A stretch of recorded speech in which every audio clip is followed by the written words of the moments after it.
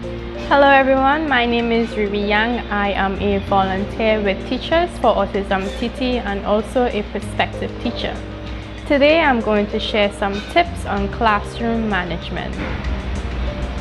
So do you get frustrated by not being able to keep your students on task at times?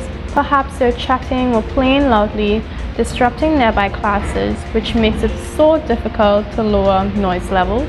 So how can we calm a noisy classroom? Well, let me share some tips for you. You want to redirect the attention of a disorderly classroom in an infurious way. Try not to be like, everyone, be quiet. You don't want to scare your students. Instead, be more calm. Stand in front of the class with a big smile and just enjoy watching your students chat away. When the students notice you're waiting on them to proceed or to continue, a division of a ripple effect will come into play. This means one by one, then slowly but surely, the students will begin to instantly self-evaluate and correct their behavior, which positively impact others to do the same.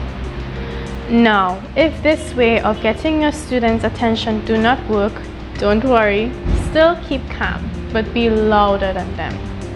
Again, be calm and not furious. In this situation, you could get any objects or even your hands to make a loud noise. For example, your hands, you can clap, or any object such as a bell or anything that make loud noises. Loud noises were sure to get everyone's attention and for them to settle down. Another example that will help students to quiet down is the noise technique. This is beneficial when it comes to group work especially. Students tend to talk or to discuss too loud, gradually becoming off topic, which may disturb others. So this is when you write the word noise on the board. Every time the volume of the noise increases, you erase a letter. For example, when the noise is too loud, you erase the E, and if the noise increases again, you erase the S, and if they are still too loud, you erase the I. You should remain with NO, meaning there is now no disruptive behavior. The students can now be given 10 to 15 minutes of individual quiet work. This technique is effective because they are getting 3 chances to lower the noise and also feedbacks on when they are getting too loud, thus preventing you from becoming fiercely frustrated to keep the students on task.